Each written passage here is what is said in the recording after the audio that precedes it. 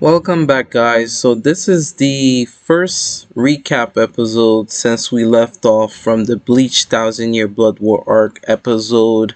Um, this was episode 6, which is titled The Fire. Now, I just wanted to give a small recap where we left off before we jump into episode 7, which is titled Born in the Dark. Now, like I said, I've been enjoying the Bleach Thousand Year Blood War arc. I know the Thousand Year Blood War arc Core 2 has finished this year, so we will be scheduling it for next year, which is going to be starting probably in February of 24. But in the meantime, let's us finish Core 1 first, and I will give you guys my full feedback on everything. So, like we said, Core 1 was very interesting. This was our first decades back for the Bleach Thousand Year Blood War arc, as well as for the anime. I always wanted to make sure that, I pay tribute to the people that didn't get to see it. Either they passed away or they were ill or, a lot of mishaps. For the real Bleach fans, we owe it to the people that didn't get to see it come back.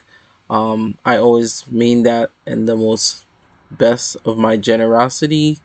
And at the same time, let's get right into the episode. So episode 6, titled The Fire, saw a penultimate battle between Captain Yamamoto as well as Yuhabak, the king of the Quincy's. Now, we got a lot of crazy revelations from the entire backstory of the fight between the Quincy's and the Shimigamis.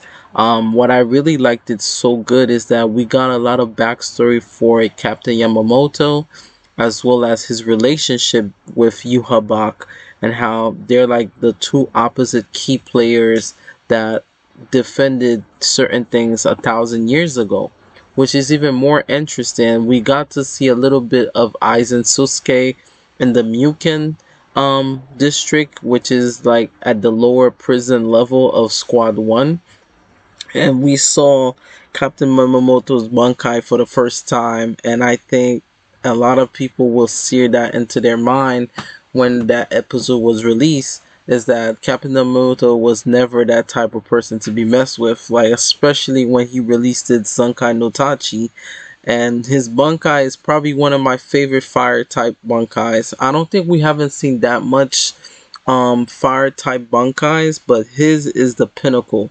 Like, it's so powerful that not a lot of regular Quincy's could hold Zankai no Tachi, and that it takes a special type of Quincy like the Quincy King to even hold Captain Yamamoto's Bankai.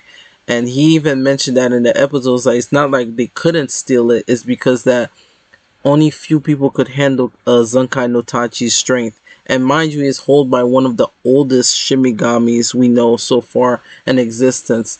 That goes to show how powerful it is. Zankai no Tachi has 4 quadrants, which is 4 cardinals. It has a north, it has a south, it has a west, and a east. And therefore, it's like having 4 Bankais into one. And mind you, just by one release of it, he can't really release it for a long time. Like, we saw the fight between Captain Yamamoto and Yuhabak. Well, the fake version, but even though it was the fake version of Yuhabak at the end of the episode, which we're still shocked about, and I'm still shocked about that, it was a clone of one of the Stern Ridders, which is Stern Ridder Rai, yourself. His ability is to copy memories and abilities of the person that either they admire or they trying to personificate. And I guess that was the diversion for Yuhabak while he was meeting up with Aizen, which was a pretty neat trick, if I may say. Captain Yamamoto showed his devastating abilities of Zankai no Tachi. Especially my favorite part of the Zankai no Tachi is Zankai no Tachi South, which is when he raised the entire dead to life, which was freaking pretty insane. And Wink Singer, which is the Quincy equivalent to like a Kido. Like, this was pretty crazy a technique. And at the end, we literally saw Captain Yamamoto split in half when the real Yuhabak stepped out and came out the shadows. And it shows like his sword is like it's lit up.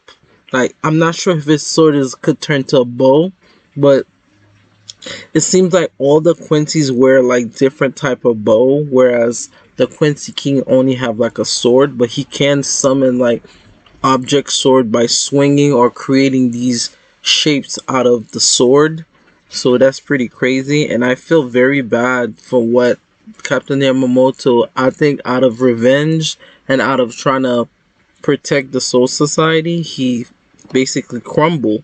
And even Yuhabak mentioned that, over the time he grew very weak, and that, he was not the same man he fought 1,000 years ago.